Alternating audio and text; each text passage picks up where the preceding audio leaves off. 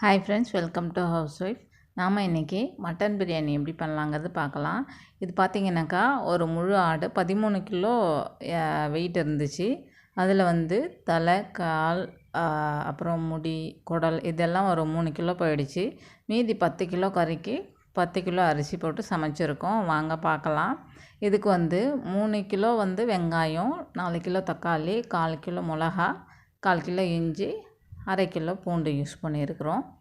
இது எல்லாத்தையும் உரித்து வச்சுட்டு சின்ன சின்னதாக கட் பண்ணி வச்சுக்கலாம். இது போல் பொடிசாக வெங்காயத்தை ஃபஸ்ட்டு கட் பண்ணி தனியாக எடுத்து வச்சுக்கோங்க.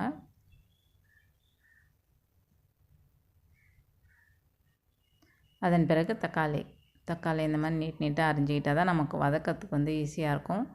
அப்புறம் மிளகா, அப்புறம் இஞ்சி பூண்டு பேஸ்ட் நசுக்கி எடுத்து வச்சுட்டு, அப்புறம் இந்த பட்டை, லவங்கம், ஜீரகம், சோம்பு இந்த ஐட்டம்லாம் நம்ம எடுத்து வச்சுக்கலாம். அதோடு சேர்த்து கருவேப்பிலையும். இப்போ வந்து அரிசிக்கு வந்து பார்த்திங்கனாக்கா அன்னக்கூடையில் ஊற்றி அளவு எவ்வளோ இருக்கணும் அப்படின்னு பார்த்தாச்சு. அந்த மாதிரி பார்த்துக்கோங்க. அப்புறம் வந்து நாங்கள் வந்து இதுக்கு வந்து ஒரு 2.5 லிட்ரு வந்து கடலெண்ணெய் யூஸ் பண்ணியிருக்கோம். நாங்கள் கடலெண்ணெய் தான் யூஸ் பண்ணுவோம். ஓகேங்களா? இப்போ வந்து மசாலா ஜாமான் எல்லாமே வந்து போட்டுட்டு நல்லா பொரிஞ்சதுக்கப்புறம் அதோடு சேர்த்து கருவேப்பிலையும் போட்டாச்சு. நல்லா காஞ்சதுக்கப்புறம் பாருங்கள் கருவேப்பிலெல்லாம் எப்படி ஆயிடுச்சு. அப்புறம் மிளகா போட்டுக்க வேண்டியதுதான். மிளகா போடும்போது கொஞ்சம் தூரமாக இருந்துக்கணும். ஏன்னா பச்சை மிளகா வந்து வெடிக்கும். அது நல்லா இந்த பச்சை மிளகா வந்து ஃப்ரை ஆகிற கண்டிஷன் வந்ததுக்கப்புறம் தான் வெங்காயம் போடணும். வெங்காயம் போட்டுட்டு நல்லா வதங்க வேண்டியது தான்.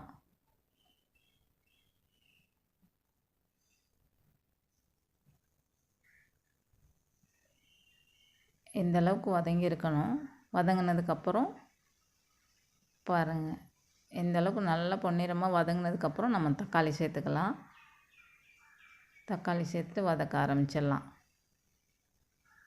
இதோட 1 கிலோ உப்பு சேர்த்துருக்கேன். தேவையான அளவு வந்து பார்த்திங்கனாக்கா லாஸ்ட்டாக தண்ணி ஊற்றும்போது பார்த்துட்டு அப்புறம் மேற்கொண்டு சேர்த்துக்கலாம்.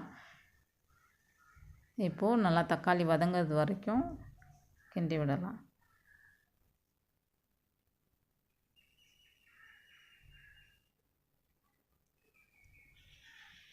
பாருங்கள் நல்லா வதங்கிடுச்சு தக்காளி.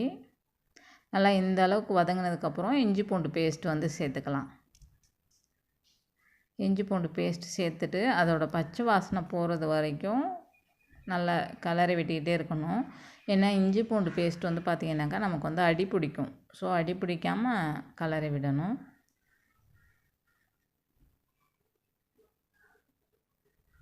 பச்சை வாசனை போனதுக்கப்புறம் நாங்கள் வந்து ஒரு 3/4 லிட்டர் அளவுக்கு வந்து பார்த்திங்கனாக்கா தயிர் சேர்த்துருக்கோம். தயிர் போட்டு தயிரும் வந்து நல்லா கலரை விட்டுக்கலாம். தயிர் போட்டு நல்லா கலர்னதுக்கப்புறம் கறி வந்து நம்ம சேர்த்துக்கலாம். இது வந்து 10 கிலோ. நல்லா தண்ணி இல்லாமல் இருத்துட்டு சேர்க்கணும். ஆக்சுவலாக வடிகட்டி வைக்காமல் அப்படியே வச்சுட்டாங்க. ஸோ அதனால் அப்போது ஸ்பாட்டில் வந்து தண்ணி இருத்துட்டு போட்டோம். ஆனால் முன்னாடியே வந்து நல்லா வாஷ் பண்ணிவிட்டு தண்ணி வந்து அந்த ஒரு மாதிரி ட்ரையர் மாதிரி இருக்கும் இல்லையா, அதில் போட்டு வச்சுக்கிறது வந்து ரொம்ப நல்லது. ஏன்னா தண்ணி இல்லாமல் போட்டால் தான் நல்லாயிருக்கும்.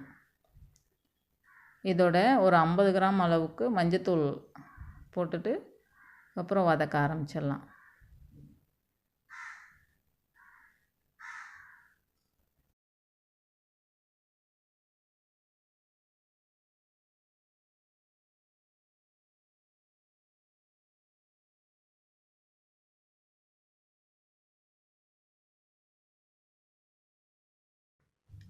நல்லா கலரி விட்டுட்டு இதோட என்னென்ன மசாலா ஜாமான் வந்து சேர்க்கலான்னு பார்க்கலாம் வாங்க.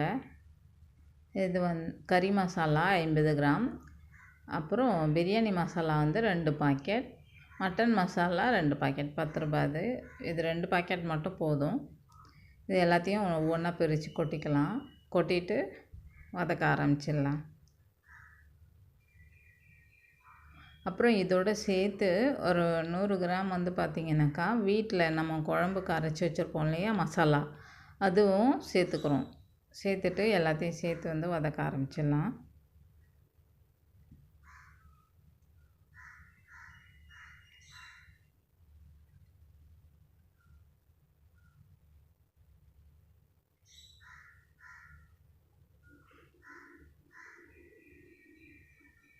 நல்லா மிளகாத்தூளோட பச்சை வாசனை போகிறது வரைக்கும் நல்லா வதக்கணும்.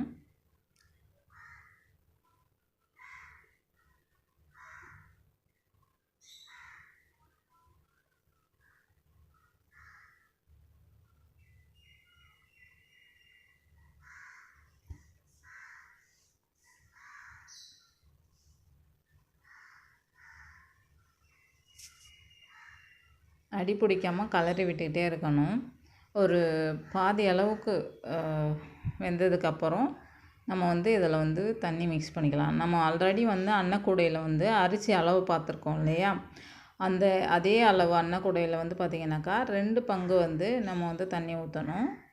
ஸோ அதனால் ஃபஸ்ட்டு அரிசி கொட்டும் போதே வந்து பார்த்துக்கோங்க. இதோடு சேர்த்து ஒரு 6 லெமன் புழிஞ்சு ஊற்றிக்கணும்.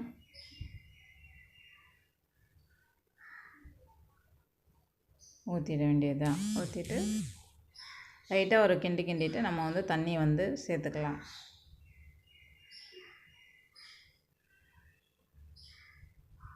அரிசி அளவை விட 2 மடங்கு அளவு தண்ணி வந்து ஊற்றணும்.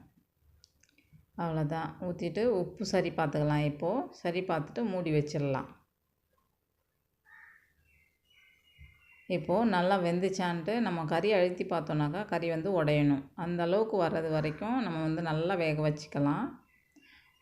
மட்டன் வெந்ததுக்கப்புறம் அரிசி வந்து இந்த ஒரு சாதம் வடிகட்டுறதுக்கு ஓட்டையாக ஒரு அன்னக்கூடை இருக்கும் இல்லையா, அதில் வந்து நாங்கள் நல்லா தண்ணி இல்லாமல் இறுத்து வச்சுருக்குறோம்.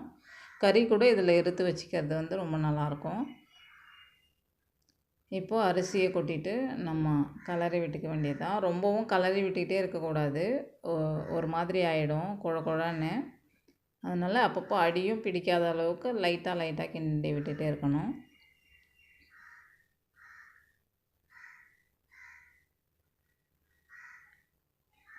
பாருங்கள், இந்த அளவுக்கு லைட்டாக கிண்டினா போதும். ஆனால் அடியும் பிடிச்சிடக்கூடாது. தீ குறைச்சிடணும். இந்த கண்டிஷன் வரும்போது நம்ம வந்து தீ வந்து நல்லா குறைச்சிடணும்.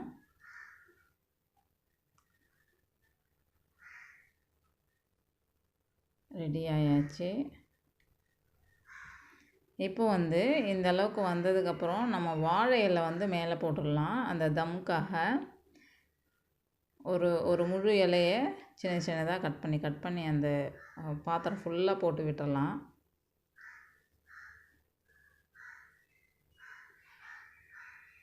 போட்டுட்டு மூடி வச்சுட்டு மேலே வந்து நெருப்பு அள்ளி போட்டுடலாம். அவ்வளோதான், பிரியாணி ரெடி ஆயிடுச்சு.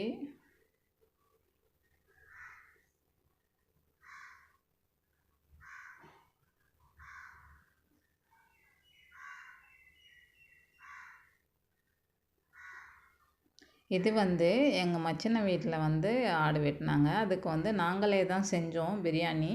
வெளியேருந்து தனியாக செலவு பண்ணி ஆள் வைக்கலை. அவ்வளோதான். இப்போ பாருங்கள், 15 நிமிஷம் கழித்து ஓப்பன் பண்ண போகிறோம். எப்படி இருக்குன்னு பாருங்கள். நல்லா உதிரியாக சூப்பராக வந்திருந்தது பிரியாணி. ரொம்ப டேஸ்ட்டாகவும் இருந்துச்சு. ஸோ கண்டிப்பாக நீங்களும் ட்ரை பண்ணுங்கள். இந்த வீடியோ உங்களுக்கு பிடிச்சிருந்ததுன்னா லைக் பண்ணுங்கள். உங்களோட ஃப்ரெண்ட்ஸ் அண்ட் ரிலேட்டிவ்ஸ்க்கு ஷேர் பண்ணுங்கள். மறக்காமல் ஹவுஸ் ஒய்ஃப் சேனலை சப்ஸ்கிரைப் பண்ணுங்கள். Thank you friends.